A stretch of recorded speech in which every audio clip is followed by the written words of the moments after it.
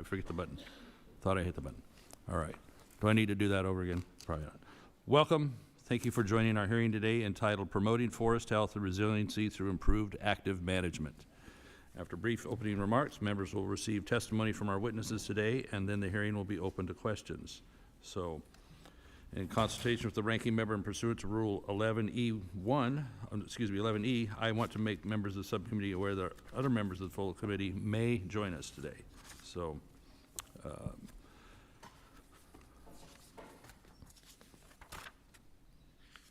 Mr. Costa. So, with that, once again, welcome. Today we'll be hearing from a panel of witnesses to discuss the national forest system, state and private forests, and the many issues before the U.S. Forest Service and the communities located in those forested areas.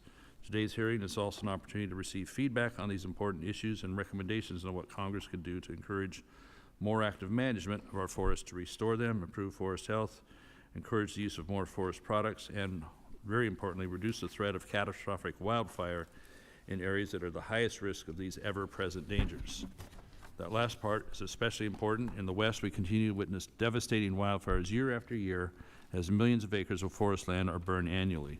The loss of forests, homes, property, wildlife, the environmental damage, so much more than we should be enduring. So it unfortunately continues to be a challenge as we constantly face this in the West. The increased severity and impacts of wildfires is a result of inadequate management, in some cases outright mismanagement of our forest lands over decades. In this year alone, more than 47,000 wildfires in the U.S. have burned more than 4 million acres of land. As of yesterday, we have some 66 large fires currently burning in 12 states, including in the West, Idaho, California, Montana, Washington, Oregon, and several others.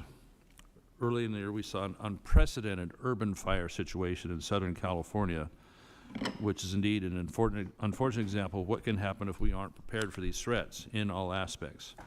What was once a fire season, especially in Southern California, seems to be now more of a fire year, a constant year-round effect. Even now, fires rage across the northern and eastern parts of my own district, my colleagues in Oregon, Nevada, as we named them off, burning thousands of acres of land and devastating wildfires that ultimately are preventable. It's a crisis. More needs to be done to increase the pace and scale of forest management and reduce the levels of hazardous fuels across our forests. We need every tool in the toolbox. We need to be thinking about partnerships and management on a much larger scale than we have in the recent past. I appreciate many of the actions taken by this administration this year to do just that, specifically the identification of new acreage in need of treatment and plans to ramp up the use of emergency authorities. Those are good starts. Another promising initiative is the effort to increase timber harvest levels above the current targets. For decades, harvesting in the national forest has remained far below previous levels and below the amount authorized in current plans. Increasing these goals will help support forest products, rural communities, and overall management of the national forest system. With all that in mind, Congress still has much more to do to support the agency, the states, counties, tribes, and other partners to accelerate forest management. Last year's House Farm Bill, the Farm, Food, and National Security Act, provided a variety of new tools and authorities intended to expand partnerships, continue cross-boundary management, improve environmental processes, and help grow new markets for forest products. These are positive reforms that will help land managers store our forests and protect communities by reducing the threat of wildfire. I support these reforms. I'm hopeful this committee and Congress will soon pass a new farm bill, the rest of the farm bill, and see these many improvements signed into law. Thank you to all our witnesses for being here today, as well as our colleagues on the panel. Your experience and testimony as a witness are invaluable to this committee and Congress as Congress considers ways to better manage our forests and truly improve wildlife conditions. And with that, I'd like to also specifically acknowledge from my home district, Carrie Monahan from Moortown Rancheria for traveling all the way from California. I know what that's like. Welcome to all of our witnesses, and we look forward to your testimony and perspectives. And I will now yield to our ranking member, Salinas, for any of her opening remarks. Well, thank you, Chairman Lamalfa, for convening us today, and thank you to our witnesses for being here and making the trek out. And I especially want to thank Dean DeLuca, who has consistently provided my team and me with valuable input that informs our work here in Washington. I know the Dean's testimony and answers today, along with the perspectives of our other distinguished witnesses, will give this subcommittee important insights as we consider the future of active forest management across the country. I want to be clear at the outset of this hearing, active science-based management is not about clear-cutting large swaths of forests.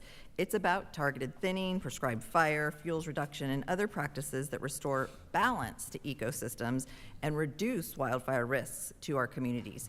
We can prevent and combat catastrophic wildfires without irreparably harming and damaging the habitat and ecosystems we require to survive as humans. Unfortunately, even as the need for active management has grown more urgent, recent actions by the Trump administration have undermined the Forest Service's ability to actually meet that challenge. The Department of Ag's proposed reorganization, which would centralize staff and research in distant hubs, threatens to strip away local expertise and the trusted partnerships that are essential for success. That includes longstanding collaborations with institutions like the Oregon State University. Workforce reductions have only worsened the problem. As many as 5,000 Forest Service employees have been lost this year when the agency already isn't meeting its needed staffing requirements. These personnel cuts have primarily impacted staff who were relatively new to their roles, as well as the agency's most experienced staff nearing the end of their careers. The result is critical gaps in knowledge, research, and local capacity at the very moment when we should be scaling up all of these efforts. On top of these workforce challenges, the Trump administration's budget proposes deep reductions to the very programs that help state, tribal, and private partners carry out active management. These are the programs that fund cooperative agreements, technical assistance, and cross-boundary projects.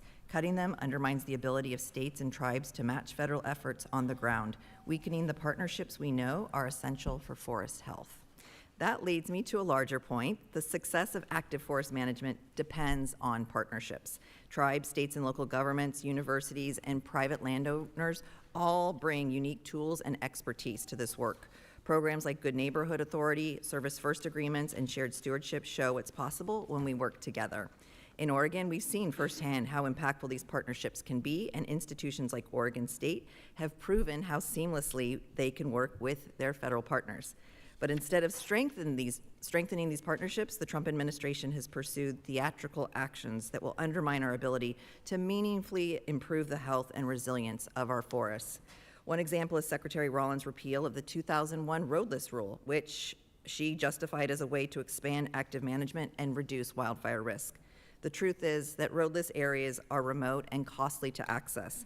They're not landscapes where decades of logging and deferred management have led to overstock and increased fire risk. They're not where wildfire poses the greatest threat to communities, people, and property. In fact, research shows that fire risk only increases in areas with roads and human activities. Our priority must be to focus on active management where the risk is highest, not to rescind protections in hopes of opening up new areas for industrial access. The subcommittee has a responsibility to ensure that Forest Service has the resources, workforce, and research capacity it needs to carry out its mission and ensure the health and resilience of our nation's forest lands. We must advance policies in the upcoming Farm Bill and beyond that expands science-informed management, strengthens partnerships, and keeps our focus squarely on protecting people, communities, and ecosystems at risk. I look forward to hearing from our witnesses and working together to chart a path forward that will help us achieve these goals. Thank you so much, and I yield back. Thank you, Ms. Salinas. We'll recognize our chairman of our Ag Committee, Mr. Thompson, for his comments. Well, thank you, Mr. Chairman, Ranking Member, and thanks to our witnesses for being here today. Chairman and Ranking Member, great job of the folks you have brought to the table for this hearing. I'm excited to read their testimony. I'm excited to hear from them.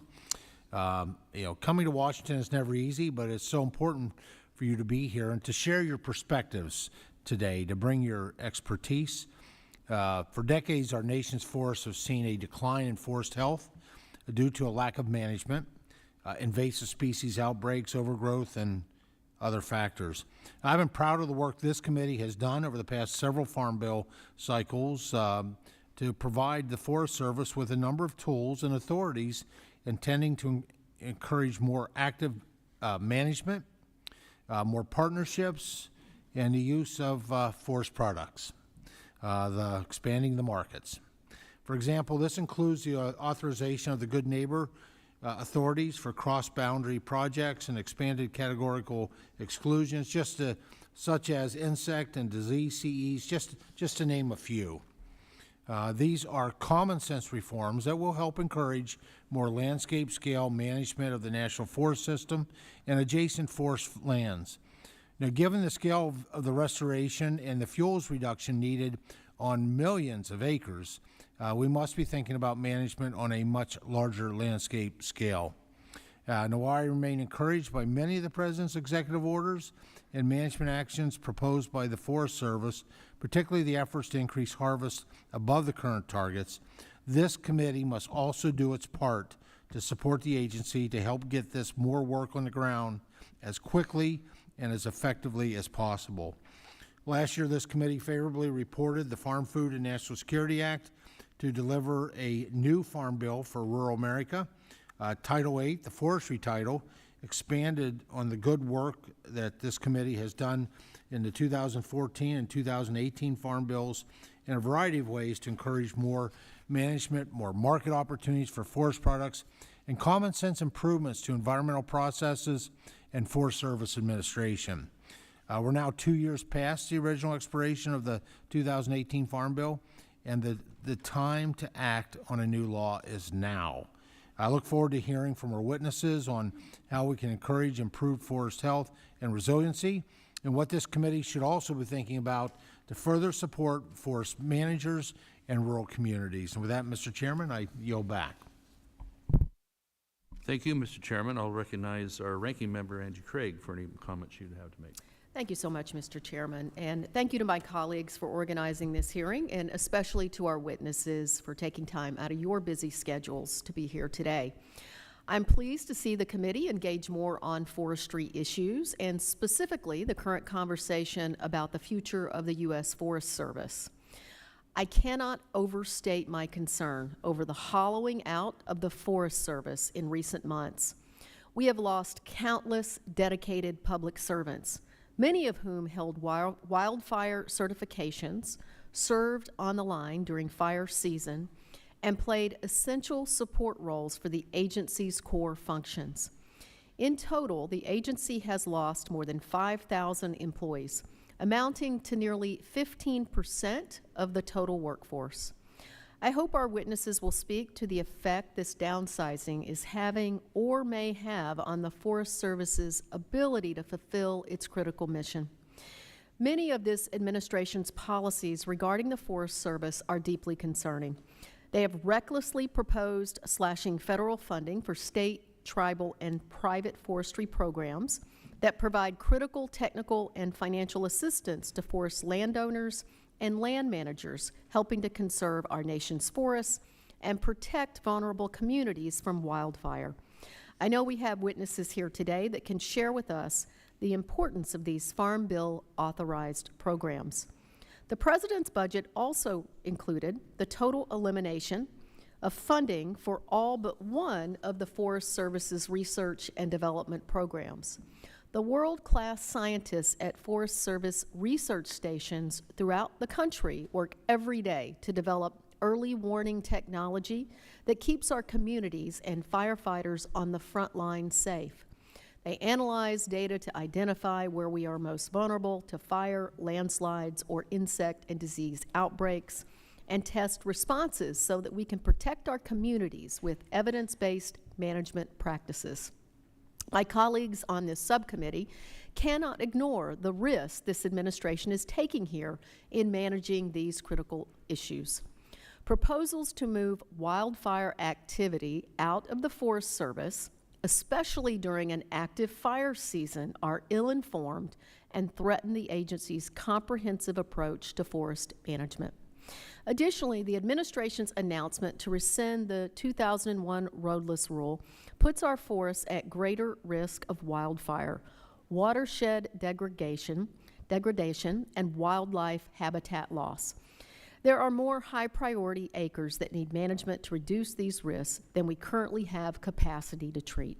We should target these rather than reopening a decades-old political fight that is sure to result in litigation. I share this administration's goal to increase active management on federal lands, and I agree that more board feet need to come off our national forests to reduce the risk of megafires, which is the added benefit of supporting the wood products industry. But do we even have the staff capacity to accomplish our timber goals? And if we eliminate Forest Service R&D, will the wood products industry end up suffering more than it benefits from changes to federal policy? More recently, the USDA's half-baked reorganization plan promises to consolidate forestry research scientists and jeopardizes the work they're doing with universities and other partners throughout the country. Simply put, all these decisions undermine the Forest Service's statutory requirement to manage our nation's forests to meet the needs of present and future generations. A 5-year farm bill represents a serious opportunity in front of this committee to not only address the common sense issues that everyone agrees need to be made, but also the challenges and concerns which undermine the Forest Service's mission and threaten forests across the country. Only if a farm bill process is truly and meaningfully bipartisan and devoid of poison pills will we be able to provide stability to the Forest Service, clarify congressional intent on the agency's operations, and challenge some of the administration's most ill-informed and rash decisions. I look forward to working with my colleagues, our witnesses, and the broader forestry community on the way forward. Thank you, Mr. Chairman, and I yield back. Thank you, Ranking Member Craig. Normally, this would be the time I would have the witnesses give their testimony, but we have multiple committees today, so I'd like to have the opportunity for our members here to be able to get their work in here before they would have to go. So I'm going to recognize Mr. Moore for 5 minutes with a statement and questions of the panel. So panel, be ready, and we'll get to your comments in a moment here. Thank you. Thank you, Mr. Chairman. Thank you for our witnesses. Thank you to our witnesses for being here today. I recently sat down for a conversation about the future of space mining and how we might one day source minerals and metals from beyond Earth to fuel innovation here at home. But there's one resource the scientists have yet to find in space, and that's wood. The Lord put our forests right here on Earth, and they remain one of the most renewable, reliable resources we've been blessed with, all while supporting jobs, communities, industries across Alabama and our entire nation. Mr. Dane, your testimony described the Fix Our Forest Act as comprehensive forest management.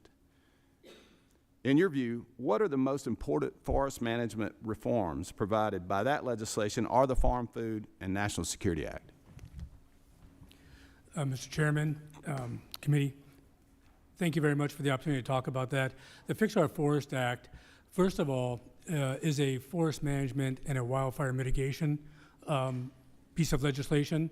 The American the logging industry are just merely tools to help accomplish those objectives in the Fix Our Forest Act. Now, there's quite a few things that are included in the Fix Our Forest Act.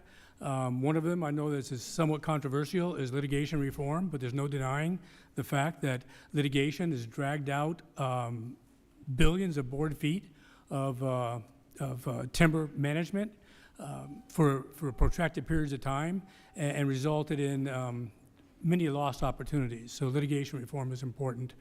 Let me see here, the Fix Our Forest Act, obviously they're looking at increasing the scope and scale, or pace and scale of forest management, and that's extremely critical as well. The western states particularly that are dependent upon federal timber have been choked out in many instances to the point where the supply was not there to support the mills remaining viable. In California alone, there were 150 mills 25 years ago. They're down to 27 mills there. So increasing the available timber supply is vital to supporting the infrastructure that's necessary for forest management. As an example, if there's no market, there's no management. So the litigation itself is slowing the process of getting the timber to the mills. Is that kind of what I'm understanding, Mr. Dane? Is that part of it? What else is causing issues? That's part of it. I mean, it drags it out for multiple years. And as an example, fire salvage timber that is put up for sale can be dragged out 6 years before it can actually go to market. 18 months after the fire goes through, the value of the timber is useless, except for anything more than biomass. So if we could salvage that within that 18-month period, we could add value to it and utilize that timber. That's an example. Gotcha. Mr. Dane, retaining sawmills, obviously, and increasing forest product infrastructure continues to be a challenge in many areas. Given that the industry is a key partner in managing forest, do you think there are ways that we can help sustain and support new processing and infrastructure? I think the lawsuits is part of that, but what else do you think we might could do from Congress's standpoint to help? Well, I think that a major step with this administration has occurred with the trade investigations and the imports. As an example, the United States sawmills are operating at 72% capacity right now, and they can obviously go up to 85+% capacity. We're the largest importer of softwood lumber in the world right now. We can produce more domestically. As another example, Brazil is exporting plywood to the United States, while the United States is closing plywood mills. So trade is a very big factor regarding increasing market share and supporting the current infrastructure. All right, Ms. Barnes, one last question. I've got about 45 seconds. We know coordination between state, local, and federal land managers and fire responders is an ongoing workload. Can you tell us more about how this coordination occurs before, during, and after a fire? And are there specific barriers that hinder the cooperation? Yes, thank you for the question. Interagency coordination is key, especially in the state of Utah. State, local, and federal partners work together in a seamless base of how to respond to wildfires and how to do forest management. There are things that can hinder that at times based on resource capacity, based on jurisdictional boundaries, but in Utah we're pretty good at responding to fires and working in a seamless capacity. I like to tell people that wildfire is one thing that we can't do alone. It takes all of us to do it. So bringing in that interagency coordination from a local level and to a state level and also a federal level is something that's very important, and it's something that we have to continue to do. Thank you, Mr. Chairman. I'll yield back. Thank you, Mr. Moore. Good luck in markup. All right, now we'll go back to the regularly scheduled programming here. So again, panelists, thank you for joining us. You know the rules. Each of you have 5 minutes, and so just watch the timer and watch the colors on the stoplight, and you'll know what to do. So let me first introduce Ms. Jamie Barnes, the Utah State Forester in the Division of Forestry, Fire, and State Lands of the Utah Department of Natural Resources. So take it away, 5 minutes. Thank you, Chairman Lamafia and Ranking Member Salinas, and members of the subcommittee for holding this hearing today and for the opportunity to testify before you on behalf of the National Association of State Foresters. My name is Jamie Barnes. I am the State Forester and Director of the Division of Forestry, Fire, and State Lands in Utah. In my role, I am responsible for overseeing forest health and responding to wildfires and managing sovereign lands in Utah. Established in 1920, the National Association of State Foresters is composed of the directors of forestry agencies in 50 states, D.C., and all the U.S. territories, nations in compacts of free association. State foresters have been tasked with implementing national forest policy priorities for over a century, providing technical assistance to landowners and managing 76 million acres of state-owned forested land that supply critical timber. State foresters also work cooperatively to improve the resilience and productivity of federal lands. State foresters work to advance resilient landscapes and provide effective wildfire response across 1.5 billion acres. NASF, the only non-federal entity on the National Multi-Agency Coordinating Group, is a critical part of the National Interagency Fire Coordination that provides response on federal lands and manages the nation's largest, most complex fires. State forestry agencies and local departments respond to 80% of the fires nationwide.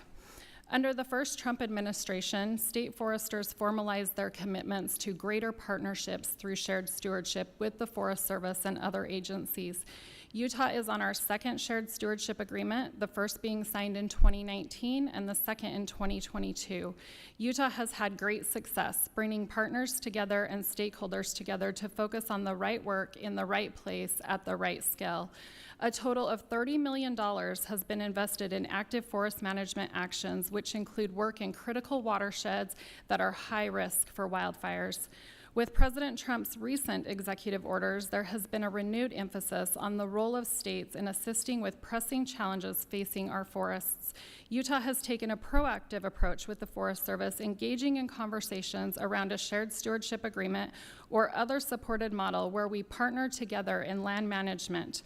Utah values the partnerships we have built in the state, and we support carrying out critical management objectives together to meet increased acreage targets, production goals, the ability to better serve our industry partners, and reduce wildfire risk in our rural communities, revitalizing these communities for our future generations. Good Neighbor Authority has been a critical tool for states to increase the pace and scale of cooperative federal land management while providing economic opportunities for rural communities. Through GNA, Western states have completed over 66,000 acres of fuels and forest health projects, 291 timber cells across 98,000 acres of federal lands, and generating over 840 million of board feet of timber. However, the ability for GNA to meet current national needs is dependent on 4 levers: sustaining the forest, state, and private forestry programs, integrating state federal project planning, dedicated and predictable funding for the GNA projects, and state discretion and operational autonomy under GNA. State staff with GNA responsibilities are frequently supported by a broad range of federal funding. On average, state forestry agencies would lose 20% of their workforce capacity if Forest Service private and state forestry programs were defunded. In addition, predictable and increased funding for GNA projects cannot be understated because not all states have Forest Service lands that have robust timber markets or marketable timber. Forested lands in Utah are one of the state's most valuable natural resources. They provide scenic beauty, wildlife habitat, clean air, and supply timber products. Most of the forested lands in each of the state are held by private landowners or by the Forest Service. In Utah, the Division's 6 area offices employs a forester who works with landowners to provide assistance to those wishing to utilize or improve their forested lands. This is made possible through congressional authorities and funding. It plays an important role in the work we do in Utah and creates direct results on the ground that are cross-boundary, benefiting communities and future generations to come.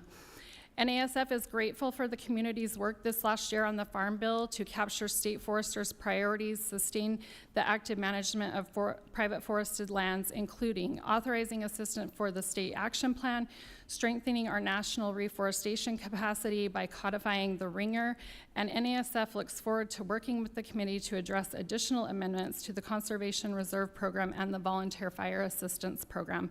Thank you again for this opportunity.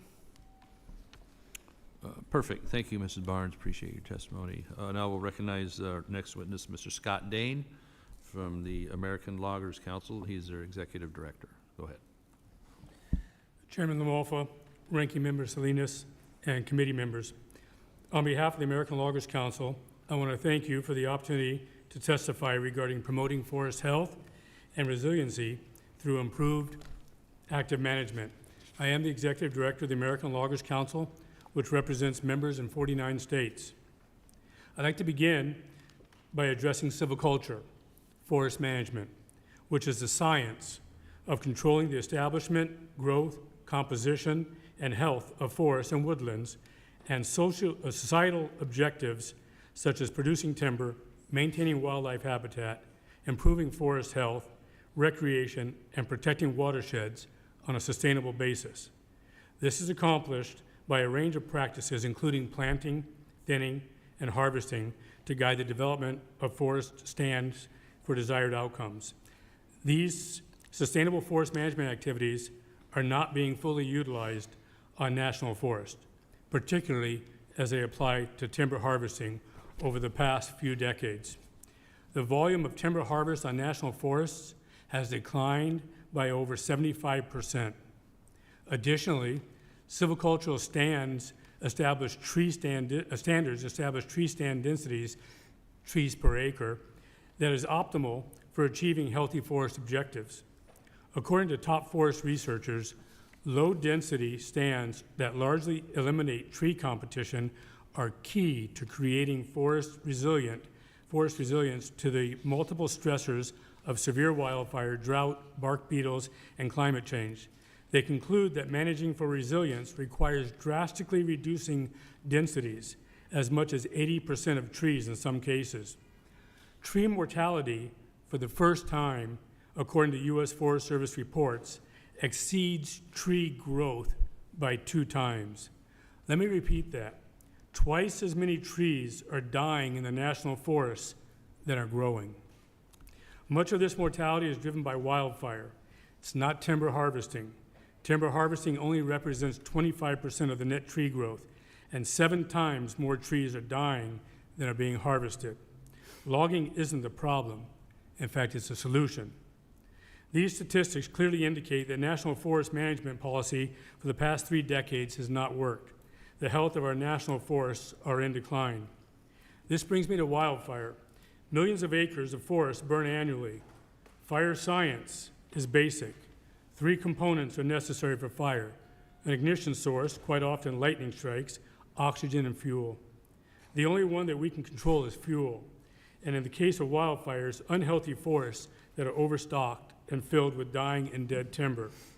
In an effort to begin reducing hazardous fuels from national forest lands, the American Loggers Council, in partnership with the U.S. Forest Service, developed the Biomass Transportation Incentive Pilot Project, which removed 120,000 green tons of hazardous fuels, primarily biomass, and utilized it as feedstock for biomass power generation. This successful demonstration evolved into the USDA U.S. Forest Service Hazardous Fuels Transportation Assistance Program that continues to remove hazardous fuels from the national forest landscape. This public and private partnership is one of the many opportunities available to collaboratively mitigate wildfire threats and severity by reducing fuel loads and addressing the backlog of landscape treatment. The U.S. Forest Service has developed a wildfire crisis strategy to begin addressing 50 million acres of high-risk forest firesheds. The primary component of the wildfire crisis strategy is fuel timber reduction. This administration recognizes these facts and has issued numerous executive orders, initiated trade investigations, issued policy directives, and taken other actions to improve forest management and support the timber and forest products industries. These directives need to be codified to ensure their long-term implementation. This crisis is a problem decades in the making and will require decades to correct. The most comprehensive legislation to codify this and other forest management reforms is the Fix Our Forest Act. Passing this legislation will ensure the forest management and wildfire mitigation regulations, policies, and procedures survive political cycles. With the new Congress and administration, the American Loggers Council prepared a roadmap to recovery that identified the top 7 priority issues and actionable congressional administrative responses. I've included a copy with my testimony to be included in the congressional record. With over 150 mills closed across the United States in the past 36 months, markets are seriously compromised. To promote forest health and resiliency through improved active management, markets are necessary.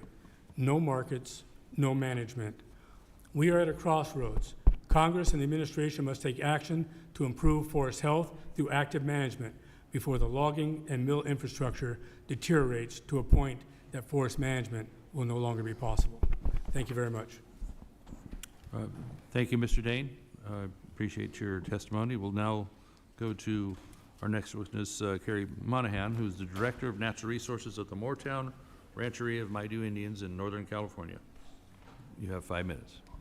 Thank you, Chairman Thompson, Chairman LaMalfa, Ranking Member Salinas, and other subcommittee members for the opportunity to speak here today.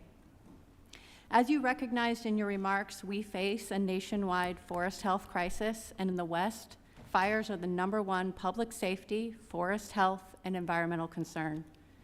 Healthy forests are critical to the environment and to the economy, to rural communities, and to tribes. Tribal governments like Moortown Rancheria, a federally recognized tribe in Northern California, can be a force multiplier to address this crisis, and we are already doing so through an innovative model using the Service First Authority. Committee members likely recall the Camp Fire, which destroyed the town of Paradise and took 85 lives in 2018. But since that time, we've also faced the 320,000-acre North Complex fire, the million-acre Dixie Fire, and just last year, the Park Fire. Our community is ground zero of the national forest health crisis. And while we have cultural and economic purposes for our forest management efforts, it's also a matter of necessity. I'm here today to tell you about the Service First model, which can be used to rapidly address forest management needs across the nation without requiring new legislation or regulatory changes. At the same time, using Service First with tribes can support tribal economic development and bring to bear the skills and knowledge of those who have managed our forests for thousands of years. Under the Service First model, the Bureau of Indian Affairs and the Forest Service enter into an interagency agreement, including Moortown as an implementing partner. Forest Service funds are transferred to the Interior, then to a trust account held on the tribe's behalf, and as work is completed, the tribe is reimbursed for expenses incurred. It's important to note that Moortown does not just work on our reservation and does not just work on the Aboriginal territories of the tribe, but that we provide forest management anywhere it's needed. For example, when Congress appropriated wildfire crisis funding, that funding was directed to national forests designated as wildfire crisis landscapes. A number of national forests in California and Nevada initiated interagency agreements with the Bureau of Indian Affairs and Moortown to fund fuels reduction and ecosystem enhancement projects. This included removing hazard trees, creating fuel breaks in the wildland-urban interface, and road repair to restore access. Our crews are working as I speak on fuels reduction projects under those agreements, using both hand crews and a fleet of large equipment like masticators and log processors. However, we have experienced some challenges in working with the Forest Service under this model. We found that Forest Service personnel can be hesitant to use new tools like the Service First model unless they already have done so previously. We found that capacity challenges in some of the districts have actually precluded them from approving projects supported by outside grant funding. Even when funding's available, environmental review complete, and we have an existing interagency agreement, we rely on Forest Service personnel to prepare scopes of work. We found that remaining staff often have not been trained to develop these key planning materials, and we've seen an exodus of older, experienced personnel. To address many of these challenges, we've hired retired Forest Service employees who can write the scopes of work and that are from the districts we work in, know what work is ready to proceed, and can coordinate with remaining Forest Service staff to help them use existing agreements and create new ones. In addition, we've had preliminary discussions with Forest Service leadership about developing training to ensure personnel are familiar with the Service First model and know its advantages. We are fighting a war on catastrophic wildfire, and we are trying to get ahead of it with basic forestry practices, while recovering from decades of forest mismanagement in an era where the Forest Service is reeling from major personnel reductions. In summary, Moortown Forestry has demonstrated that tribes using interagency agreements with the BIA and Forest Service is the most efficient means of deploying forest management funding, and it's working. Looking forward, we hope that the committee will support more widespread adoption of the Service First model, help us secure training for Forest Service personnel, and when appropriating forest management and wildfire crisis funding, recognize that Service First is the most efficient means of getting projects underway. Finally, I'd like to close by thanking Chairman Lamalfa for his long-term support of the tribe and our forestry program, and Chairman Thompson and Chairman Lamalfa for visiting us in Northern California to view the impacts of wildfire firsthand, and for inviting the tribe here today. Thanks again, Ms. Monhand. Appreciate your testimony, and we'll listen to our final witness, Dr. Thomas DeLuca, from the Dean of the College of Forestry at Oregon State University. You have 5 minutes. Thank you. Chairman Lamalfa, Ranking Member Salinas, and members of the subcommittee, thank you for the opportunity to testify today. My name is Tom DeLuca. I serve as the Dean of the College of Forestry at Oregon State University. Decades of timber harvest and fire suppression on federal forest lands, followed by a precipitous decline in active management in the 1980s, starting in the 80s, resulted in a large portion of federal forests being dangerously overstocked, vulnerable to insects and disease, and at high risk of high-severity wildfires. I applaud meaningful actions that can accelerate and increase science-informed forest management to improve forest health and resilience. The current administration has prioritized action on federal forest lands. There are, however, key challenges that put the potential for success at risk. I encourage this committee to consider the following. Can federal government effectively achieve the desired management outcomes while reducing federal workforce and research capacity? Second, given that we are far behind in addressing the federal forest condition, it's imperative that we focus precisely on where work needs to be done. For the greatest potential for success, I offer 3 points for your consideration. First, federal reductions in force and restructuring proposals undermine our collective ability to ramp up localized active management. Secretary Rollins issued a memorandum on July 24th to propose reorganization plans for the U.S. Forest Service to centralize personnel and resources in regional hubs. While this may offer administrative efficiencies, this action risks undermining the foundation of effective natural resource management by losing local knowledge and partnerships, trust, and ecological specificity that's critical to effective natural resource management. Workforce reductions initiated earlier this year are already constraining federal capacity. The agency's research and development arm has dropped by about 25%, or nearly 400 permanent employees since 2024. Over the same period, the Pacific Northwest Research Station, co-located on OSU's Corvallis campus, staff has declined by 60 positions, or 24%. These rapid reductions act to destabilize the agency being tasked with advancing enhanced management on our national forests. Second, U.S. Forest Service research enterprise reductions hinder science-informed management practices to support forest health and productivity.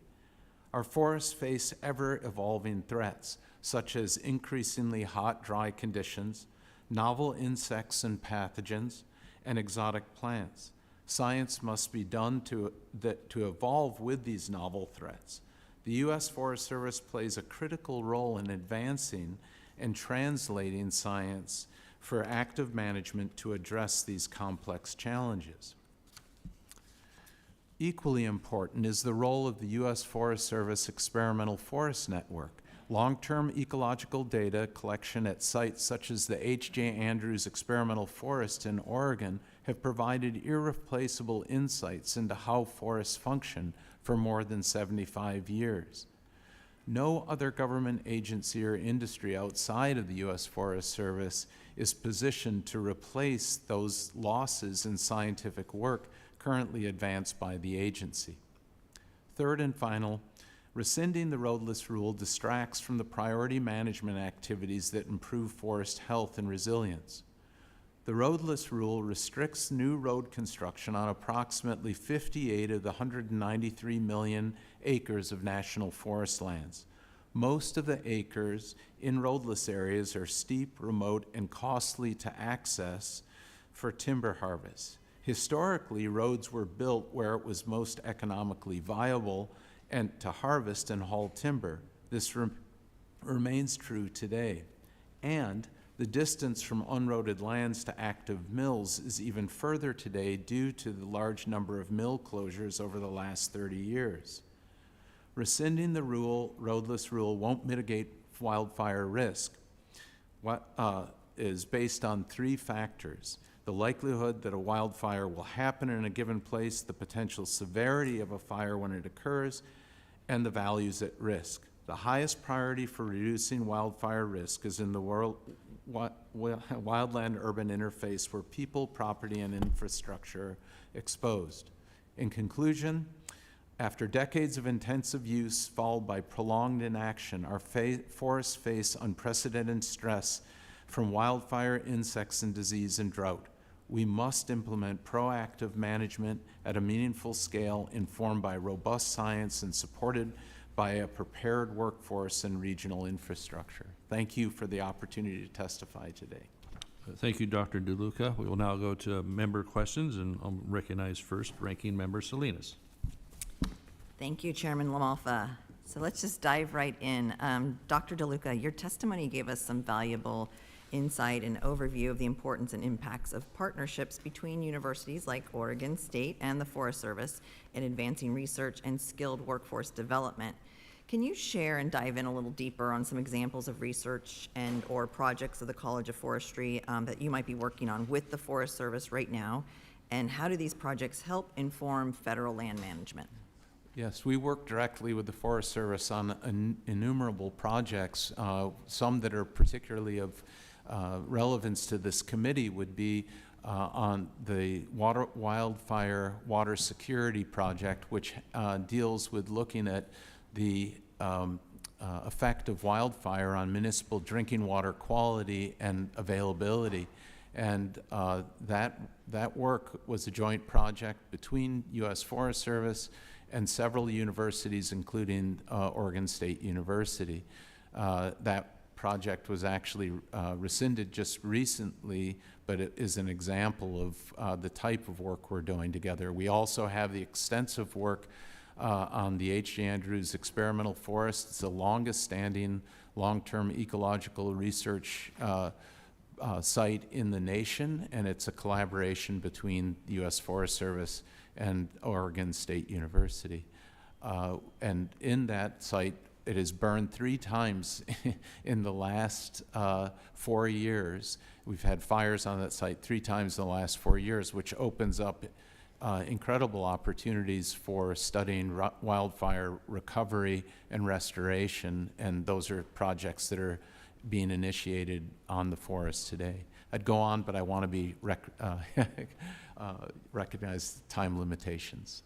Thank you. And I would imagine that the information and the research that you are gathering actually helps inform policies then on the ground, and for the federal government to figure out which direction to take and be most efficient and less wasteful. Yes, absolutely. I think research is exceptionally important in having science-informed policy that has incorporates unbiased information that is built out of not just individual studies, but a corpus of data that's collected over tens of years. And and especially in a field such as forestry, that long-term science is exceptionally important. And that's where programs such as the Experimental Forest Network within the U.S. Forest Service is so important, because it provides that continual data collection over the life cycle of forests and rotations. Thank you. The Trump administration has cited improving fire prevention efforts as a justification for rescinding the 2001 roadless rule, claiming that the decision will reduce the risk of wildfire. I mentioned this in my opening statement, but research also shows that human activity is the leading cause of fire. In fact, according to the Forest Service's own data, humans cause upwards of 85% of wildfires. Further, a study from the Wilderness Society found that fire ignition density rates are highest within 50 meters of roads. So again, to Dr. DeLuca, what does the scientific literature say about roadless area and fire risk, and do you see rescission of the roadless rule as a meaningful step toward improving our fire preparedness and response? Yes, we know that in areas where humans are present, we have more fire ignitions. We also, of course, have lightning fire ignitions or natural ignitions, but humans greatly increase the number of ignitions that occur on the landscape. So once you build roads into areas, you increase access and you increase the potential ignitions. Whether those fires erupt into full-scale fires, wildfires is dependent on whether there are conditions that are conducive to that fire erupting. However, the roadless area and the existing designated wilderness areas are areas that were not managed heavily in the past because of the lack of roading, and have the lower densities, stand densities, than those areas that were managed and then not managed. Those areas you open the stand up and you have higher density, and so following, especially with the combination of that management, no management, combined with active fire suppression, increases the severity of fires that occur in that area. And of course, those areas are closer to where communities exist. And so that's where the effort to reduce fuels should be prioritized at this stage. Thank you. My time has expired. I yield back. Thank you, Ranking Member Salinas. I'll now recognize our Chairman of the full committee, Mr. Thompson from Pennsylvania. Chairman, thank you so much. Thanks again for the witnesses for being here. In many forests, including my national forest, the Allegheny National Forest, which I represent, we have a significant challenges with invasive species. Mrs. Barnes, can you speak to the role that state forestry agencies play with combating invasives that undermine forest health? Yes, so invasive species is something we take very seriously, and trying to combat those and eradicate those on the landscape is something that should be done. These can add fuel to the fire and growth to fires, and actually lead to catastrophic wildfires in the communities. So working to control those, to eradicate those, we work with those in our fuels program. We work to provide projects that can help to reduce those and restore native vegetation in the landscape, which is a very, very important component to reducing the risk of catastrophic wildfire. Yeah, and I really appreciate the partnership between USDA and our state agencies. That teamwork really does make a difference. For us in Pennsylvania, we don't have massive wildfires, but we have small ones, pretty easily managed. But it's the invasives that do the damage in the Allegheny National Forest. Mrs. Barnes, in your testimony, you mentioned support for the so-called Cottonwood fix, which was included in the Farm Food and National Security Act of 2024. And due to the Cottonwood decision in 2015, the Forest Service is required to reinitiate consultation with the Fish and Wildlife Service on completed forest plans when a new species is listed under the Endangered Species Act or new information is brought forward. Forest Service chiefs, both under Republican and Democrat administrations, have said that further consultation isn't necessary, as it would require more than 100 forest plans to be revised, costing taxpayer dollars and agency staff time, but with no real benefits. A partial fix was provided by Congress in 2018, but expired in 2023. Do you have any further comment on Cottonwood, and why we need to fix it once and for all? Yeah, I would just say that this is an important thing to look at. I think fixing this would be helpful. Also looking at the forest action plans and how they address that. This is an avenue that is a strategic plan for the forests, but paying special attention on how we can streamline matters, how we can make permanent fixes for something is something that we're always looking for, and ways to get things done in a more streamlined and better process. Very good. And just one final question. 2014, I had the privilege of chairing the Forestry Subcommittee that included some other jurisdictions, and then the bill in 2018 all provided some categorical exemptions, some tools to the U.S. Forest Service. Just open this up to the whole panel. Is there anything that comes to mind of new tools that we need to equip the U.S. Forest Service with so they can do their job of managing the forest in a healthy way? And I measure health environmentally by the health of the forest through active management, timbering, replanting, to the environment, and quite frankly to the economies for the municipalities. We're struggling right now to get secure rural schools reauthorized, which is a crime. I mean, I understand out west there are schools that have closed because the Secure Rural Schools has expired, and as hard as this committee has worked, we've had a difficult time, getting the rest of Congress to reauthorize that. And so, are there any tools that you come to mind that you think that we certainly should consider within the remaining portion of the Farm Bill 2.0. I'd be happy to respond to that, Chairman Thompson. Please, and thank you for the visit. Heck yeah, that was great. Hosting our great chairman and I, we had a great visit to your headquarters there. Very impressive. We're very honored to have you come visit us. My testimony today is speaking about a process, an agreement type that's already in place that would allow much of what you're talking about to continue to go forward. And the challenge that we have with that agreement type is that our Forest Service partners aren't familiar enough to feel comfortable using it when it's new to them.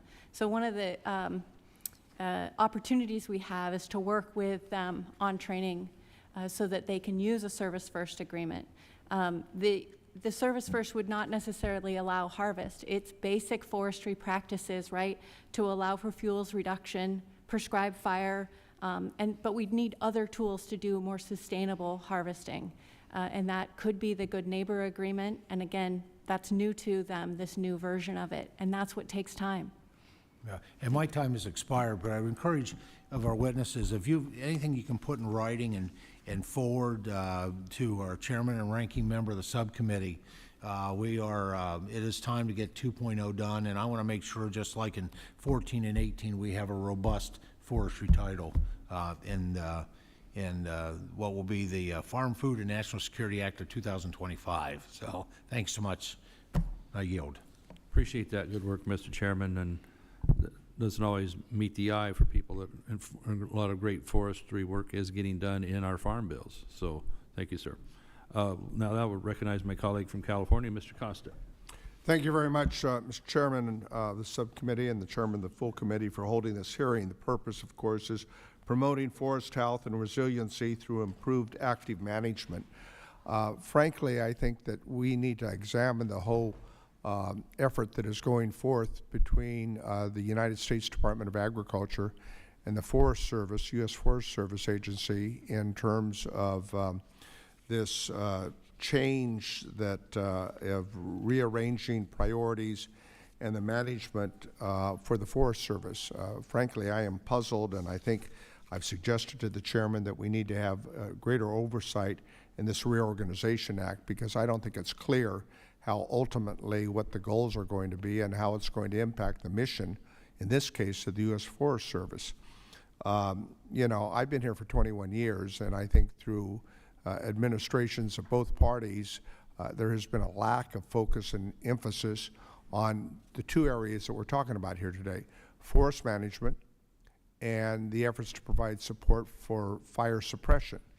And what we've done is we've had a series of circumstances in which we appropriate money for forest management, but the fire season, as the chairman noted in his opening statement, is no longer a season, but it's year-round throughout the West. And we run out of money to deal with the fire suppression. We borrow that money from forest management, and we don't do a very good job in either, in my view. Let me, to the point, talk about an effort that took place by a number of us a few years ago to provide a 10-year wildlife crisis strategy, which invested $1.4 billion to deal with forest management. And Dr. Monahan, I didn't get a chance to see you last night, but I'm glad you're here because I'd like you to comment on this. It deals with 10 high-risk landscapes in 8 western states. It was a tragedy that what occurred in Chairman Lamoffa's district in Paradise, as we all noted. We had the Creek Fire in my area some few years ago that lasted 2.5 months and burned over 400,000 acres of Forest Service. Right now, as I speak, we have the Garnet Fire. In 2 weeks, it has consumed over 60,000 acres, and it's 15% contained. I am wondering exactly what we're doing.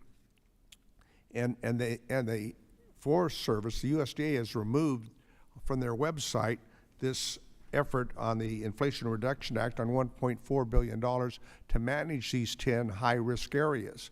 I don't understand why they are doing that, why we are depleting resources from the Forest Service that needs it now at this critical time with climate change and other factors that we're dealing with. Dr. Monahan, would you please comment on where we're putting our resources and the reduction of people that need to be there who have the expertise and the experience to combat the challenges with this fire season.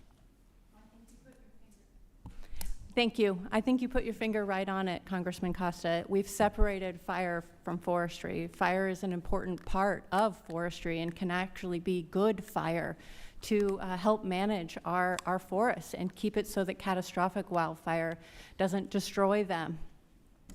Because we've literally separated those funding streams at the very, very top, we currently have a forest management system that responds to catastrophic fire And it makes no after the sense. fact. I mean, it's inconsistent. Correct. We need long-term sustainable funding for ongoing forest management that really has nothing to do with harvesting huge amounts of trees. These forests require constant work and maintenance, and prescribed fire needs to be a part of that, right? As does other types of fuels reduction, so we can get to it. Absolutely. We've lost over 20% of the giant sequoia trees since 2015. And right now, this Garnet fire is threatening another sequoia grove. And we need, I wrote a letter yesterday, many of my California colleagues supported it, to the Secretary of Agriculture to put a potential focus right now. They're using Chinook helicopters for night flying, which is good. But we need to provide other resources so that we don't have a repeat of what occurred during the Creek Fire some 3 years ago. I agree completely with you. I'm very, very sad to see what's happening to the sequoias right now, and really this is about getting ahead of the next catastrophic wildfire already. Yeah, my time's expiring here, Mr. Chairman, but I think Mr. Dane talked about the closure of 130 efforts to provide logging resource. And there's a lot of complexity that's involved in our supply chain that I think we need to really examine when we look at supply of wood materials from not only Canada but from Brazil, and how we keep our supply chain focused and aware that makes sense for all the multiple uses that we use for wood products. And I know that we don't have time here, but there's a lot of facets to this important subcommittee hearing. I commend you for doing that. I would like to say one other thing. I'd like to invite the U.S. Department of Agriculture and the representative from the Forest Service to testify before the committee as to what this reorganization means and what their end game is. Thank you, Mr. Costa. That's certainly our intention is in further hearings to have them in and get a handle on where we are right now. This committee wants to be more active on that work, so thank you. And to your other point too, we need to have longer term commitments from Forest Service supplies so that we can have the milling capacity, have the confidence they're going to be able to have a return on investment should they invest in more milling capacity. That'd be huge. So, and lastly, you mentioned some of the tragedy in our district. I'm sorry you got a big fire going in yours. This is actually, it was presented with two gavels, one for the car fire in Northern California and one for the camp fire. This is not an oversized gavel. I've just shrunk a little bit. So, but, with that, The tragedy of our fires in the state and the West is something that I think we all share. big time, sir. Yes, and our colleague in Oregon as well will deal with that. So, let me recognize Mr. Baird for his opportunity for 5 minutes. Thank you. Thank you, Mr. Chairman, and thank you, ranking member, for holding this session. And then I always appreciate the witnesses making the effort to be here to give us your insight into whatever industry we're talking about. And you know, I got a brother that's involved in the forestry business or in the industry. In Indiana, we have a lot of hardwoods, both red and white oak, cherry, walnut. And since we're talking about forestry management, the last thing I knew out of Indiana that through forest management, we end up having more growth than we do in the harvest. And so the timber is continuing to grow more than we're harvesting. And the other thing that I think we need to keep, and this is just a comment, but you know, timber plus the wood industry plus the furniture business, really provides us a long-term carbon sequestration, carbon storage. So I think we ought to give the forest industry credit for doing that. But I better get back on course here, Mr. Chairman. Mr. Scott, you laid out the serious decline in forest health and the urgent need to reduce hazardous fuels through active management. As Congress works to pass a farm bill this year, what provisions do you believe are the most critical to include now, so we don't lose more time in tackling the wildfire crisis and supporting the logging industry? And I know you've probably addressed that in some of your other comments, but give you an opportunity to review that. Mr. Chairman, Congressman, thank you very much.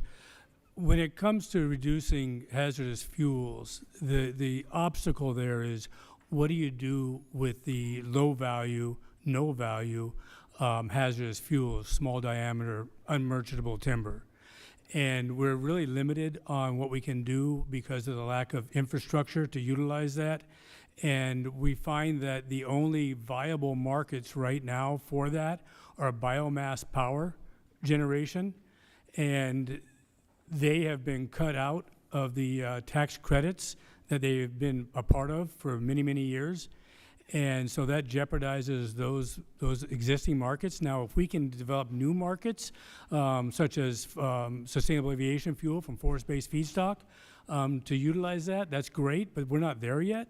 So we need to support the biomass power sector as the only viable option for utilization of hazardous fuels in many cases.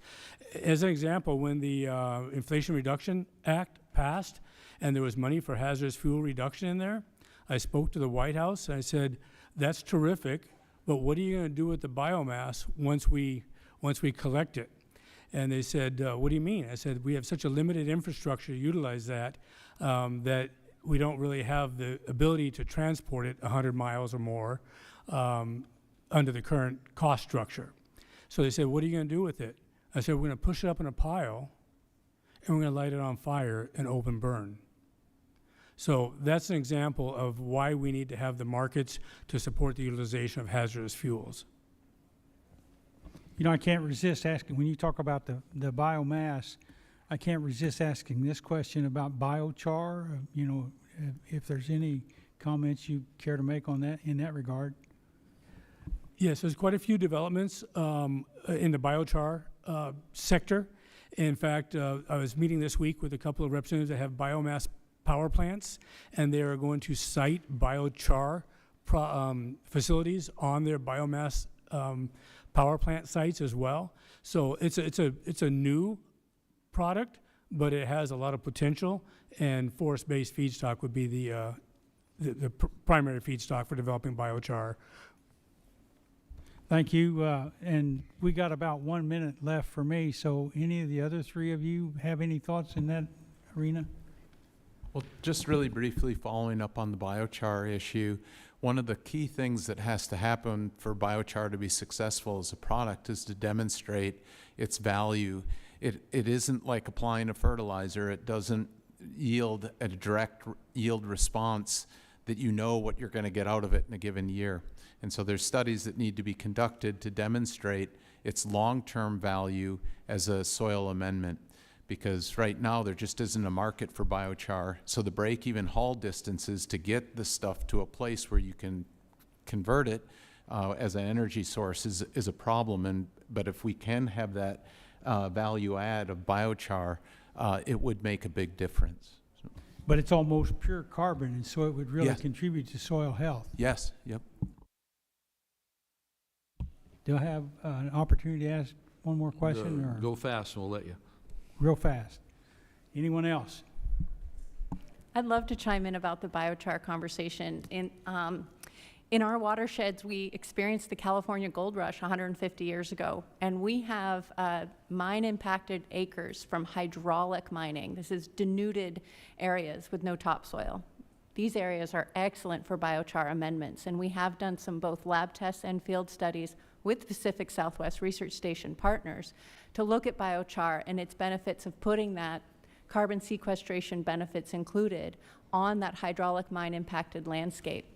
And we'd really like to continue to pursue that. In fact, I mentioned that Forest Service sometimes are so limited in their capacity that even though we brought funded grants to them to continue this work, they had a hard time accepting and going forward with it because they were at max. We better end there, and I thank you and appreciate your responses, and I yield back, Mr. Chair. All right, thank you, Mr. Baird. And Ms. Monahan, I was just noting you said 150. Actually, yesterday was California's 175th birthday, so happy birthday, home state. Yeah, the time flies, doesn't it? It's also my mother-in-law's birthday that day. I won't say what that number is, so anyway. Mr. Riley from New York. Thanks, Mr. Chairman. I was just about to jump in and bail you out, but you saved yourself there with where I'm from in upstate New York, we know a thing or two about bad trade deals. Lost a lot of jobs over the last generation because of them, and I think that what we're seeing right now with our current situation with the logging industry is really bad. Mr. Dane, in your testimony, you talked a bit about this. I saw that you submitted this the roadmap to recovery, and in it you identified a bunch of top priorities for your council, and one of those was fixing our trade system. It's also a top priority for my constituents. I have one for, just as one example, I have a constituent in Greene County whose family business employs dozens of our neighbors. They've become a real leader in sustainability in the community. And their business is mostly domestic, but historically they've depended on access to foreign markets to stay afloat. And speaking of staying afloat, she's literally had logs floating in the ocean since March when China retaliated against Trump's tariffs regime. And she's lost access to these markets, which is inflicting a ton of damage on her small family business. And you meet these folks, they are people who are working their tails off. They're doing everything that's been asked of them, and all of a sudden they've got the rug ripped out from underneath them.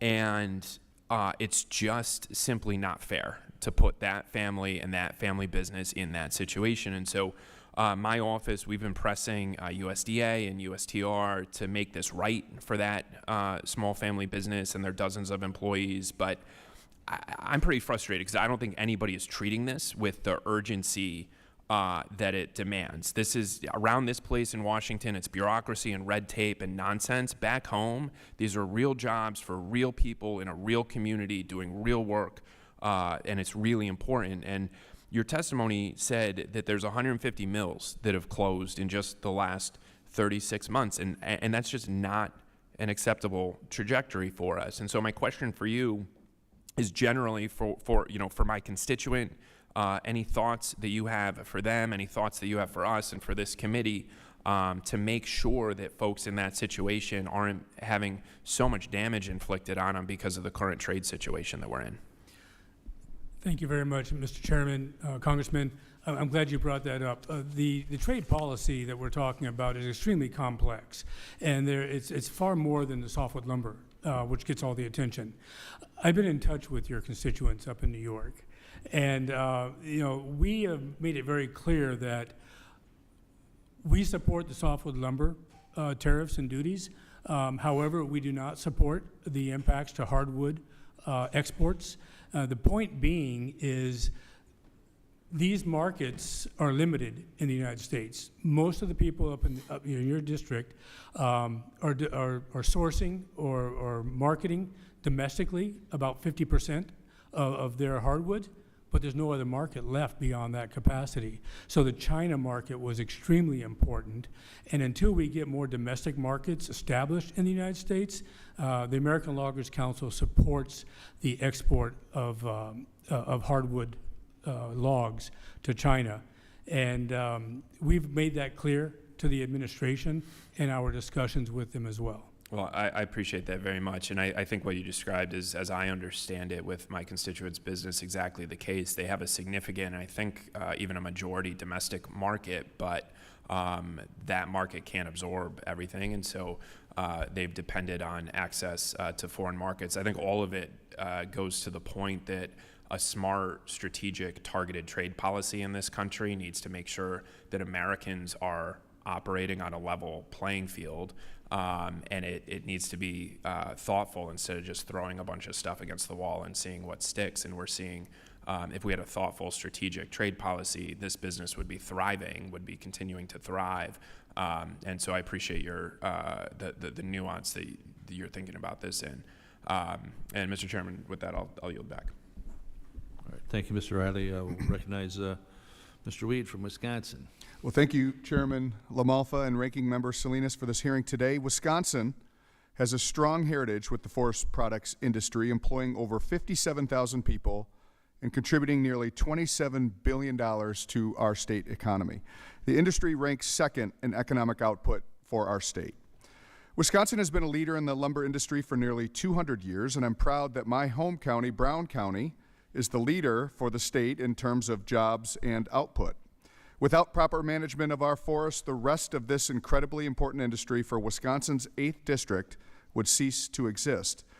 As far as forest management, I am proud to represent the Menominee Nation, who are frequently recognized as managing one of the most sustainable forests in the world. I'm proud to serve on this subcommittee for this reason, and I've enjoyed being able to learn more about the state of American forestry and how we as Congress can do a better job.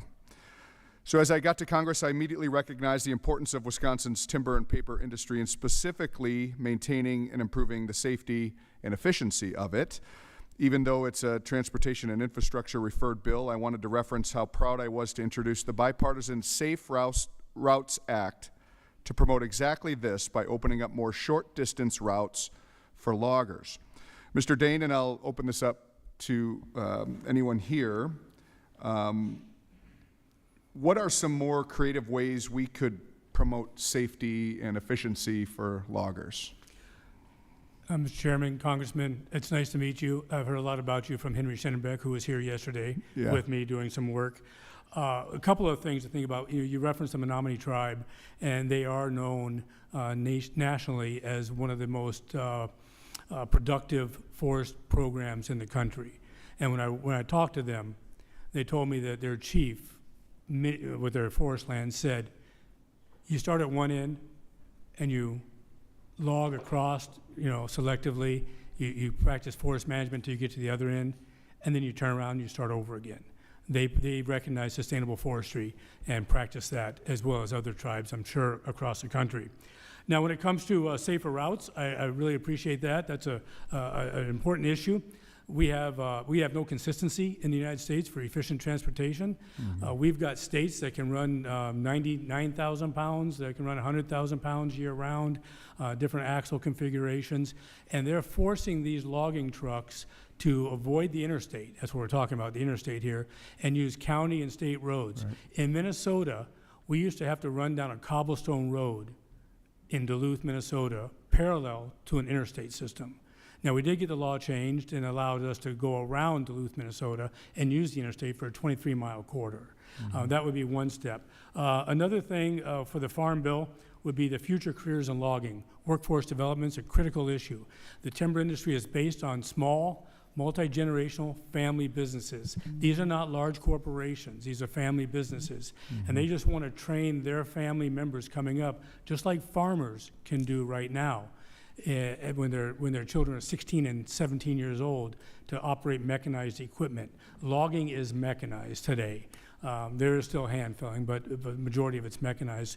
We just want that same opportunity to train the next generation coming up. The secure our rural schools that was mentioned here. For the first time, it's not funded, and it's going to be catastrophic. This was designed to replace funding that was lost by the reduction of federal timber harvesting receipts to keep these communities that are forestry dependent whole. And so secure our rural schools is important. And then Loggers Economic Assistance and Relief Act was recently introduced by Congressman Golden, and it's co-sponsored by Congressman Pete Stauber from Minnesota. We need to have some safety nets in place for these industries when markets are closing and stuff.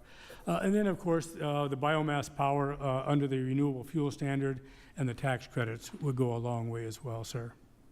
Great. Well, thank you. Anyone else? We have about 30 seconds. Mr. Chair, if I may, in Utah, I think piggybacking off what he said, partnering with the colleges for rural education in our communities is something we focused on big. The forestry industry is somewhat depleted in our area, so making sure that we can build that trade still in our rural communities is something that's very important. I would also say in Utah, we have a different type of timber market, so not quite the same of what you're talking about, but also economic development is important in our communities, and also money from economic development, whether it's at the state or the local level or even the federal level, but to help these businesses get started up. And then also long-term timber contracts that they can rely on in order to start producing and get credit and start up these businesses has been really important in Utah. Utah had lost 2 of our mills recently to fires, and so trying to get those mills back online and getting them to be in a profitable manner has been really difficult with our market. Great. All right. Well, thank you for being here, and with that, I yield back. Thank you, Mr. Weed. For those members or staff that are monitoring our committee on TV, et cetera, we're getting down to the last couple questions here, so if they're on the sidelines or, you know, straddling other committees, I'd encourage them to come to our subcommittee if they wish. So anyway, I'll recognize myself for a little bit for questions of our panel. Again, thank you all for being here, and I'll start with Mr. Dane. You stated a bit earlier that the timber harvest in our forest system has declined by about 75%. I think this is from about the mid-90s or so, from a high of about 13 billion board feet to right around 3 billion board feet right now. So, and even that number 3 billion is below what was actually authorized under current forest plans across the country. So, talk to me about that inventory. What does that mean as far as the number of board feet we're growing each year versus the number of board feet we're taking out?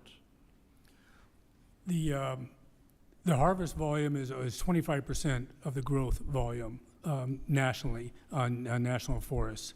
So that. So juxtapose that with overcrowded trees and landscapes and things like that. So how are we, if we're going to be removing product at 25% of the growth, you know, for a 3-to-1 ratio, 1 to 3, how is that going to be successful long term on thinning forests and getting back to a balance of fire safety and not overdraft of what's water supply and might be? You know, we see when we have arid areas that go through drought, it exacerbates it. So to touch on that more specifically, please. The USDA's announcement that they want to increase, in the president's announcement, they want to increase timber harvest by 25%.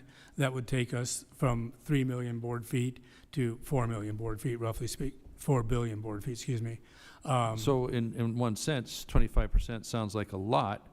On the other hand, if we're keeping up with, you know, just a mere fraction of what's growing out there, then that hardly even touches the issue level we should be. Is that? Do you agree with that? Or? I agree with that, and you're correct. And the emphasis needs to really be placed on the western states. You know, people look at Minnesota as an example, where the federal forests represent 11% of the forested land, and they only contribute 4% of the harvested volume. Now, that's 11%, 4%. That's a small amount. When you're out west, you're looking at 50% plus of federal land out there. And so it's much more dependent upon increasing the federal timber supply to support the mills and increasing capacity for domestic production. So the initial steps are not going to be sufficient to really address the hazard of the density at this time. And where does the U.S. rank on imported lumber as far as other countries? You know, I'm afraid I don't have that answer. I know where the U.S. ranks at the top. My understanding, it's up until China had their downturn in the economy, we were number 2. Now we're number 1 importer of wood products.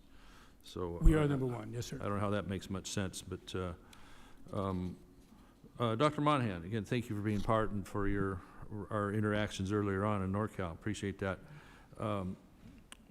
You noted some hesitancy of Forest Service personnel to use new tools and authorities unless that's been a long-established pattern. So there's been discussions with Forest Service on developing training to help familiarize staff with such authorities. So can you talk a little more about what it takes to get personnel up to speed to be either aware of them or be comfortable or even aggressive on implementing them? Thank you, Chairman LaMalfa. The idea or the discussion we had with Chief Schultz and his Office of Tribal Relations, Reed Robinson, was to try and provide training materials that came from the Forest Service for the Forest Service, and that would be the most effective way to have grants and agreements folks, for example, become familiar with how to utilize the Service First Authority with tribes that are coming towards them. We work mostly with people directly in the districts, right? The silviculturist, the forest engineer, sometimes the forest ranger, to be able to identify work that's needed. Those are different folks than the ones that are doing the grants and agreements. And that connection between the two is not something an external partner can necessarily be the best at making. And so by having those kinds of trainings, that's what we're hoping to be able to improve efficiencies for. Thank you. My 5 minutes is expiring, but we're going to go to a second round, so I'll recognize my colleague, Ms. Salinas, here for her second round. Thank you for the additional time, Chair LaMalfa. So the President's budget, so I'm going to go back to you, Dr. Monahan. The President's budget proposal includes significant cuts to states, tribal, and private forestry programs. And as we've been talking about, these programs provide technical and financial assistance to landowners and resource managers to help sustain the nation's forest and grasslands, protect communities from wildfire, and restore forest ecosystems. Can you dive in a little bit deeper and describe how Moortown Rancheria interacts with these programs and what their elimination would actually mean for you and your tribe? Thank you for the question, Ranking Member Salinas. We're in a time of great change. We're at an inflection point, and we're looking for the most efficient way to do the most basic forestry practices. And sustained funding for ongoing forest management is going to be a critical piece of that. Right now, the funding that we have the most types, is wildfire crisis funding. So it's after the horrible thing has taken place. It's that crisis funding that comes down to the districts, and it's a response to the wildfire. I think that forests have been in need of ongoing sustained funding for a really long time, and that'll be ongoing. And would their elimination harm localities' ability to implement responsible forest management practices? And what would the effect be for economic development for tribes? Every tribe does forestry a little bit differently. For our tribe, it could be devastating to not have federal partners in order to do this work. Thank you. All right, so I am struggling with trying to figure out what the administration's plan is around forest management. I'm hearing so many different things. And so, Dr. DeLuca, this question will go to you. You know, adding a billion board feet of harvest on federal forests, and then this competing idea that we're seeing increases in pest and disease and wildfire risk, and I'm not sure how you reconcile a calculated board feet harvest with our goals on ecosystems and reducing pest, disease, and wildfires. Can you help explain how we get to balance and some of the scientific research around that?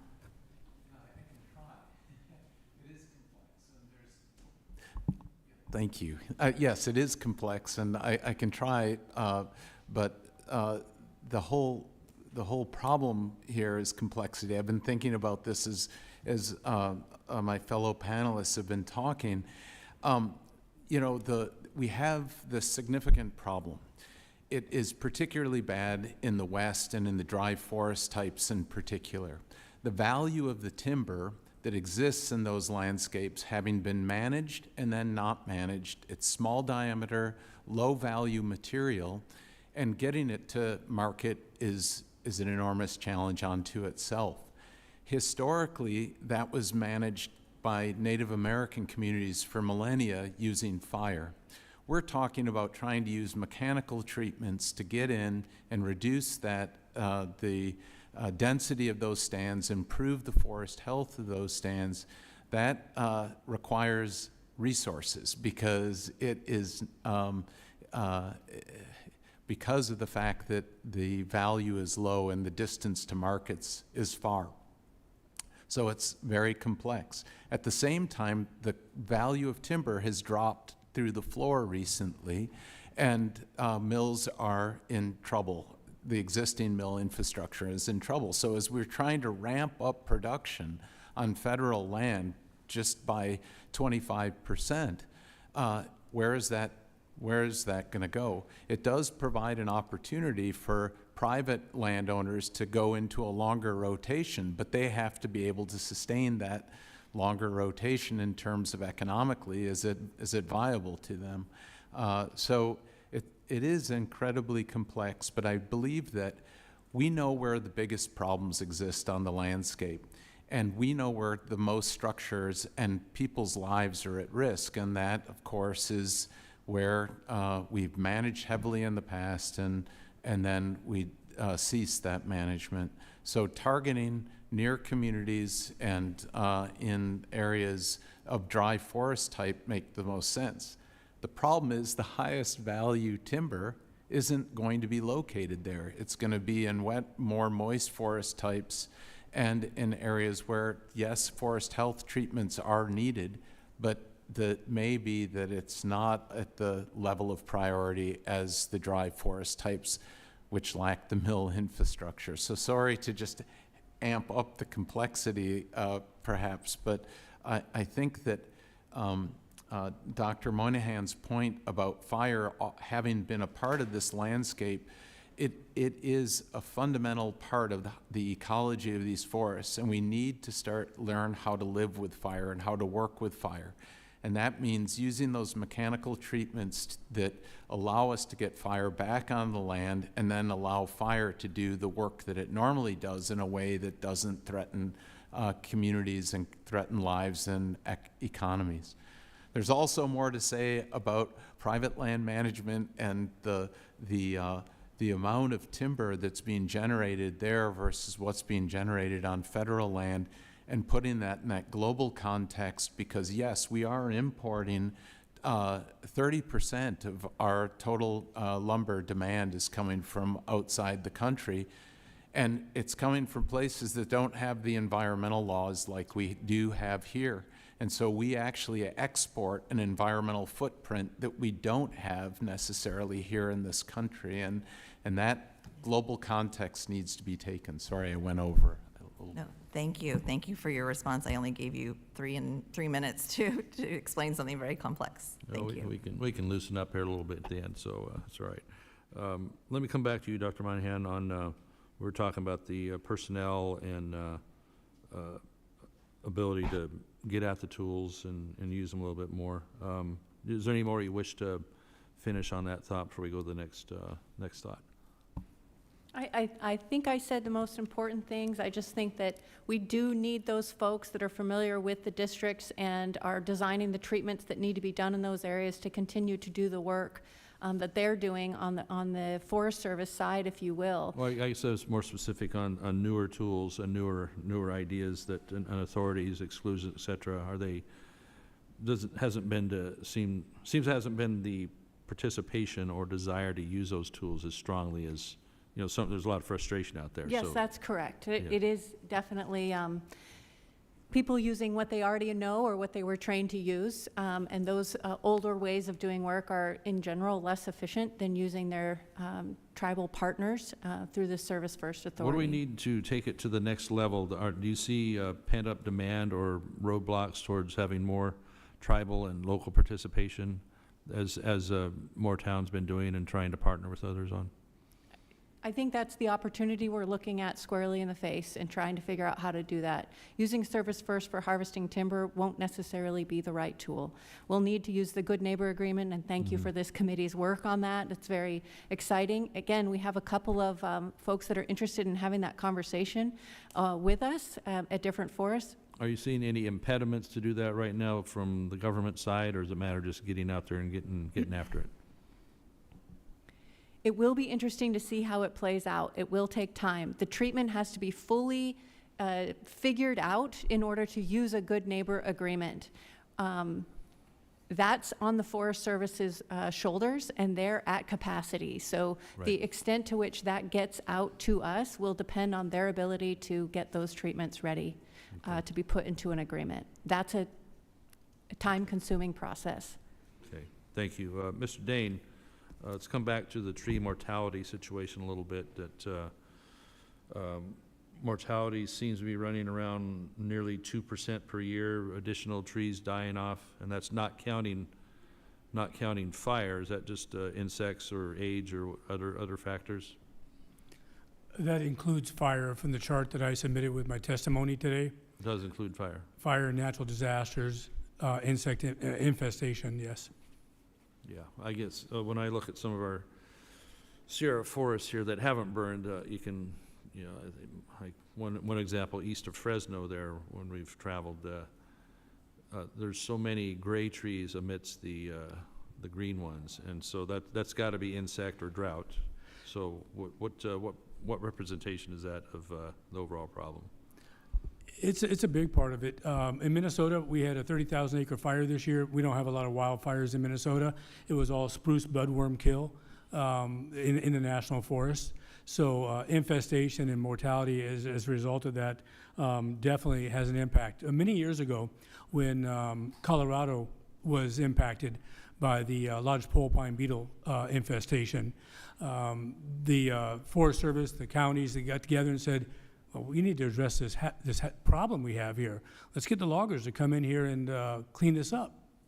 And then they had a little bit more of a conversation. They said, wait a minute, where's all the loggers that used to be here in Colorado? And they said, oh, we ran them off 20 years ago. Yeah. So they actually called Minnesota loggers to come down to Colorado to explore cleaning up the timber down there. So the infestations are a problem, and if you don't have support for a timber industry, you can't just turn a light switch on and bring loggers in to clean up those messes. So you can count on a lot of it being not just insect or drought, but on wildfire too. Tell me a little about what you're thinking on the way wildfire is handled. We've had some frustration in past years of a monitoring approach with Forest Service on at least several California fires, and even though there was promises made to jump on them as soon as possible, why does it seem there's so much frustration with monitoring, or my deal is always like to say, I'd like to get the fire out before it has a name, or a T-shirt vendor selling it with the name, so how do we, what's your picture, why do you picture that with how the veracity of getting at the fire and how hard it's fought on federal land? When my son was young, he fell down and got injured and hurt his back, and he actually lost a feeling from his waist down for a period of time. And we brought him into the doctor, and the doctor said, well, we're going to practice skillful neglect. Meaning, I said, what's that mean? He said, we're not going to do anything, we'll just watch and see what happens. I think that describes the firefighting response for the past few decades of skillful neglect of monitoring. However, this new administration, this new fire chief, U.S. Forest Service, USDA, is taking a much more aggressive approach to firefighting. Now, it can be argued that aggressive approach might contribute to the buildup of density and fuels and stuff, but you got one choice or the other, and I think that we can deal with the fuels in a different way than strictly fire. Fire is a great tool used properly. We've had, of course, we had an example in New Mexico a few years ago. I wish our colleague could have been here to ask about that, but I think over 300,000 acres from a prescribed fire that was done incorrectly, timing-wise, weather-wise, what have you. So Is hesitancy for using more of good fire grow out of that, or are we utilizing prescribed fire the way we should be? I don't think we are utilizing it to the degree that we could be utilizing it. It's very tricky. I've been on wildfires myself and everything else like that. So, I know one time a fire got away. They do get away. I mean, and it was interesting. The after action report that came out on that, the Forest Service said we had an overachievement of our prescribed fire plan. Yeah. Treated acres. Mrs. Barnes, would you like to touch upon that from the Utah perspective? Yeah, I would. Thank you for that, Mr. Chair. I think prescribed fire is something we try to use in Utah and use it the right way. This year we were in a full suppression mode on all fires because of the drought in Utah and because of the excessive fuels. We had 2 really good winters that had an excessive grass crop with flashy fuels and hot temperatures. But I do think that we have to be careful when we're doing prescribed fire. It's easy to turn a community off to prescribed fire if it's not done in the right way. It is a useful tool on the landscape that can be done wisely and correctly. Right now in Utah, managing our forests is something that we've looked at doing cross-boundary wise and using all kinds of different methods to do that. But I think it's an important way to use prescribed fire on the landscape. Also, we have a lot of beetle kill in Utah. Trying to figure out what to do with those trees, get in and reduce those fuels on that landscape is something that's very important to us that we're trying to work through. Those present a catastrophic wildfire hazard, and so reducing that is very important. Thank you. I've blown through my timeline. That's loosening up here. I'll recognize Ms. Salinas for a while. Thank you, Chair LaMalfa. This has been a great conversation. So, Ms. Barnes, in your testimony, you touched on the importance of the Reforestation Nurseries and Genetic Resources Program, which supports tree planting to help rehabilitate forest lands after severe fire events and other natural disasters. Can you share some more specifics as to why additional investment in the reforestation supply chain is needed?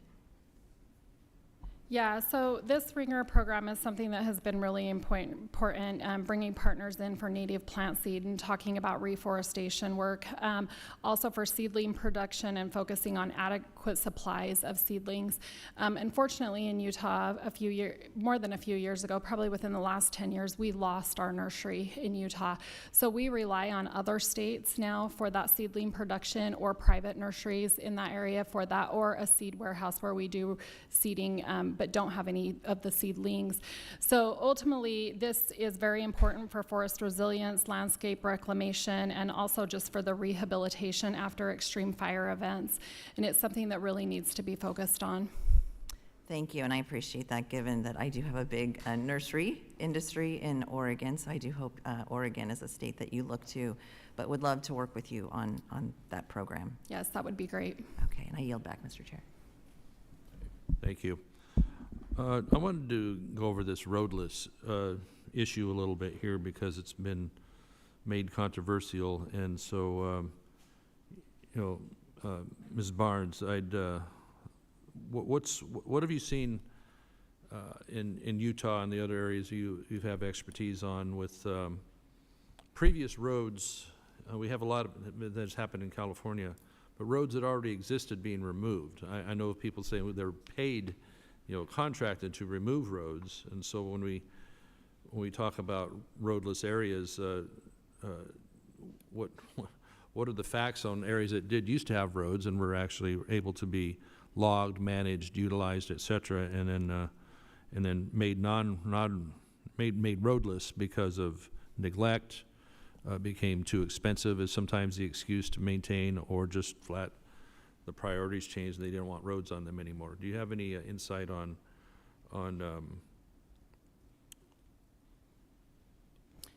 that inventory of roads going down versus some of the areas being talked about for possible new roads going in?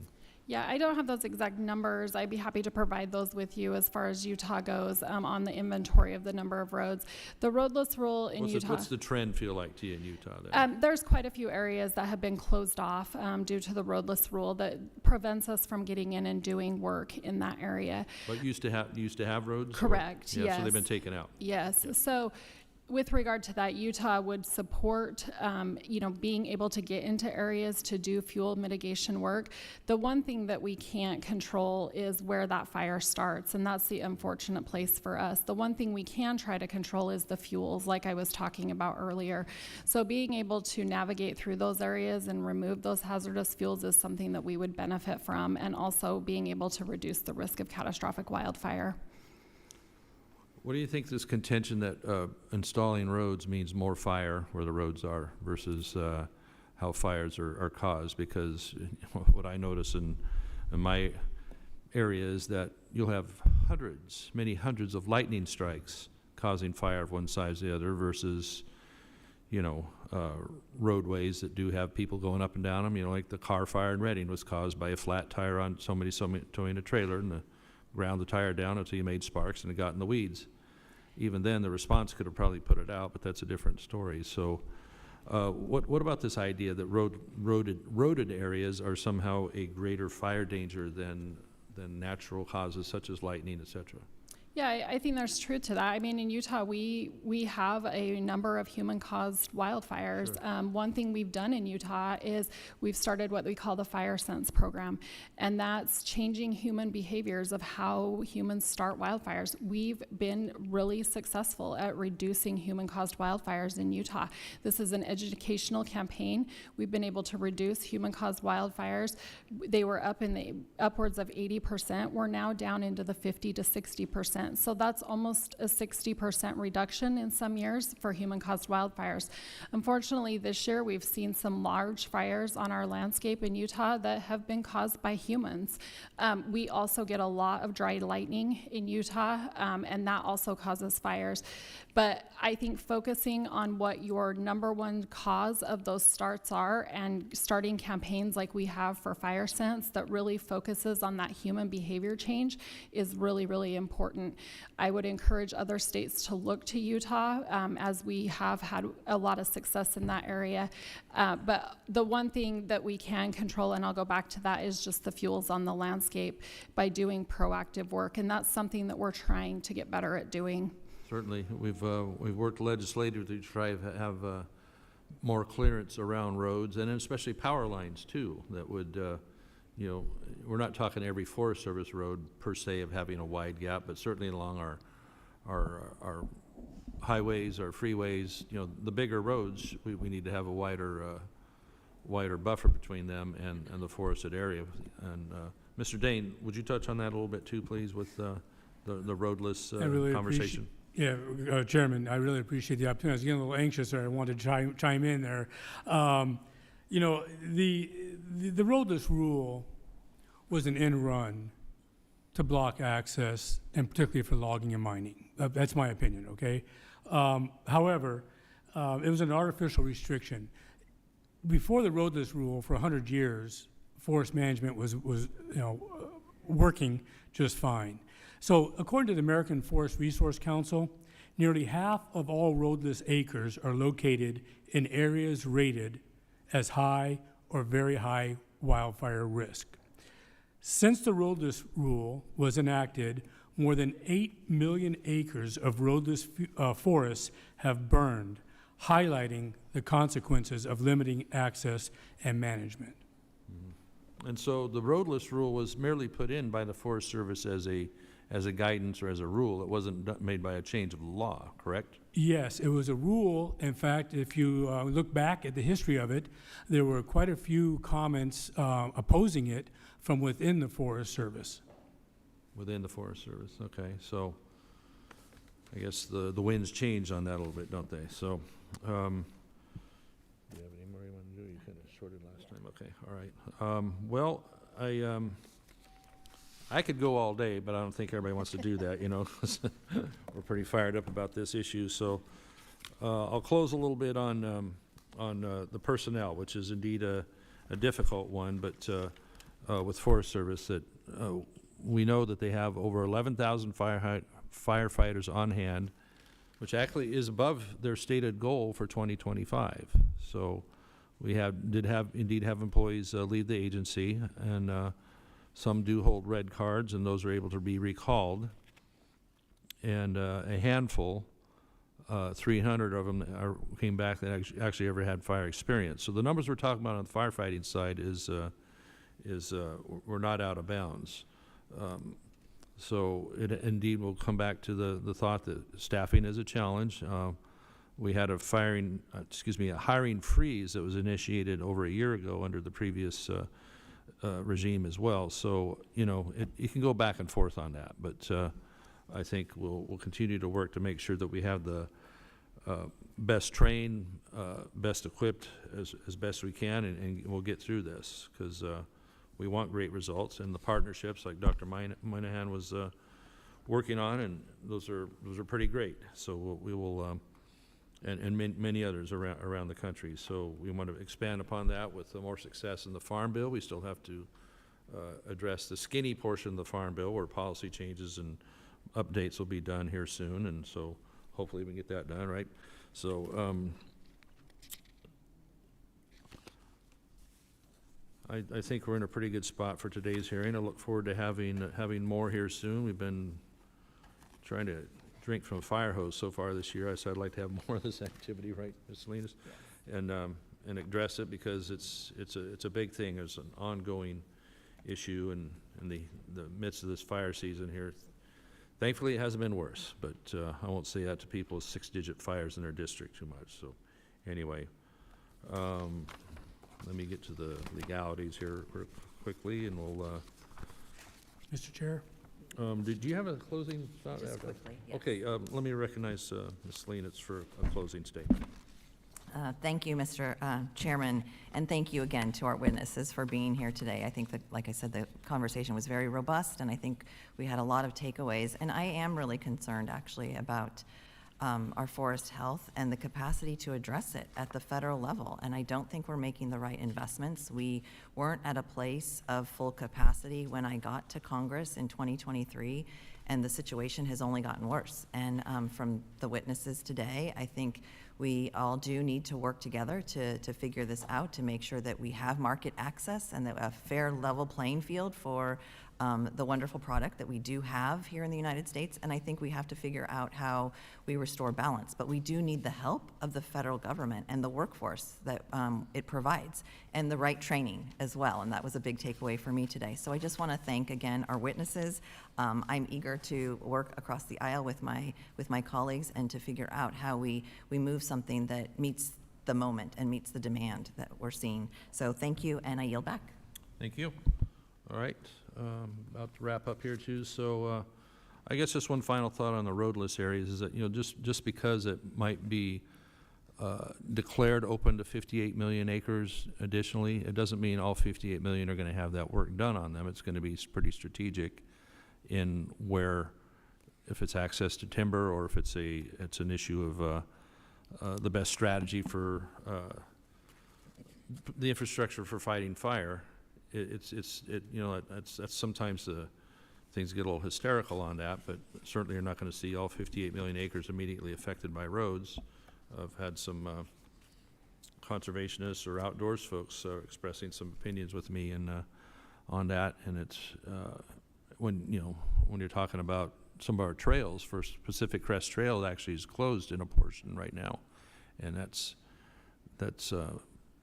so you're not going to necessarily preserve all of it by being forced to stay out of it. So I think what we're just after here really is the ability to manage the land and have it be healthy, fire safe, and of course the economic value of that we used to have for our communities that the timber industry used to bring. Instead, we have to go hat in hand each year and work on this battle for secure rural schools, which I hope we can get done in this CR around here, because we're way over time on that, and it's kind of shameful. So with that, thank you, panelists. Thank you for your time, your travel, for everybody taking part, our staff here, both sides of the aisle, fellow colleagues. So under the rules of the committee, the record of today's hearing will remain open for 10 calendar days to receive additional material or supplementary written responses from any of the witnesses to any question posed by any of the members today.